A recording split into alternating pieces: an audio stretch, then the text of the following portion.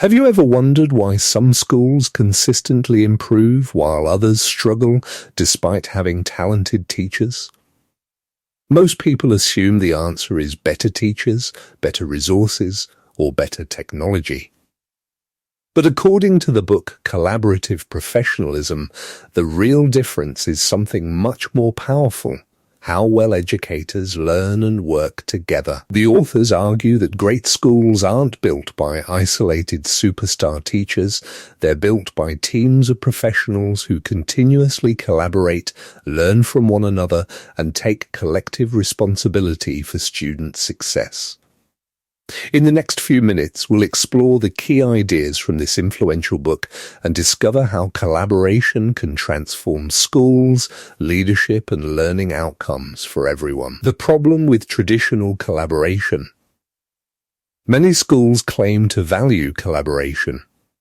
Teachers attend meetings. Departments hold discussions.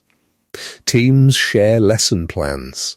On the surface, it looks like collaboration is happening everywhere. But the authors argue that much of this is what they call contrived collaboration. Teachers may sit together but never challenge each other's thinking. Meetings may focus on administrative tasks rather than improving instruction. People may share information without actually learning from one another. As a result, schools become busy without becoming better. The book asks a critical question: are educators truly improving together, or are they simply working alongside one another? This distinction lies at the heart of collaborative professionalism. What is collaborative professionalism? Collaborative professionalism goes far beyond cooperation. It's not just about being friendly. It's not just about sharing resources. And it's definitely not about attending more meetings. Instead, collaborative professionalism means educators working together to improve teaching, solve problems, and enhance student learning. Imagine a school where teachers regularly observe each other's classes, teams analyze student learning together, challenges are solved collectively, successes are shared across the entire school. In this environment, professional growth becomes everyone's responsibility. The focus shifts from "I teach my students" to "we help all students succeed." That mindset change is transformational. The power of collective efficacy. One of the book's most powerful ideas is collective efficacy. This is the shared belief that together, educators can make a meaningful difference in student outcomes. Research consistently shows that collective efficacy is one of the strongest influences on student achievement. Why? Because when teachers believe they can succeed together, they share expertise freely, support one another, persist through challenges, experiment with new approaches. Instead of blaming students, parents, or circumstances, they focus on what they can improve collectively. Schools with high collective efficacy don't ask who is responsible. They ask, what can we do together? That shift creates a culture of growth rather than blame. The 10 principles of collaborative professionalism. The authors outline several key principles that define successful collaborative cultures. Let's look at the most important ones. 1. Collective responsibility. Every student's success matters to every teacher. Problems are shared, solutions are shared, success is shared. 2. Collaborative inquiry. Great schools constantly ask questions. What's working? What's not? How can we improve? Teachers become researchers of their own practice. 3. Mutual dialogue. People engage in honest professional conversations. Not every discussion is comfortable, but productive disagreement often leads to better solutions. 4. Joint work. Teachers don't simply discuss ideas. They create, test, and improve ideas together.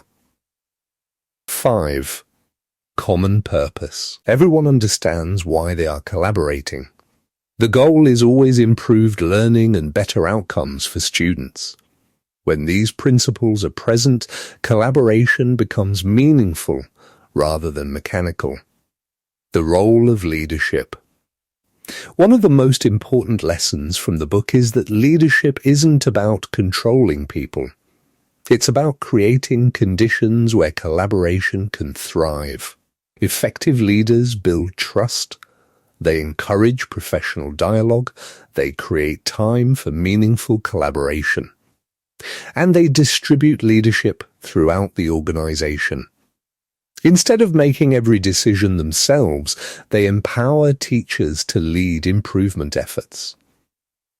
The authors argue that schools improve faster when leadership becomes everyone's responsibility. In other words, the strongest leaders don't create followers, they create more leaders. This approach builds sustainable improvement because progress doesn't depend on a single person. What great schools do differently? Schools that embrace collaborative professionalism share several characteristics. They create opportunities for peer observation. They encourage open discussion about teaching practices. They use student data to learn rather than judge. They celebrate collective success instead of individual competition. Most importantly, they develop cultures of trust. Trust allows people to admit mistakes, ask for help, share ideas, learn from one another. Without trust, collaboration becomes compliance. With trust, collaboration becomes transformation. The big lesson. The central message of collaborative professionalism is simple but powerful.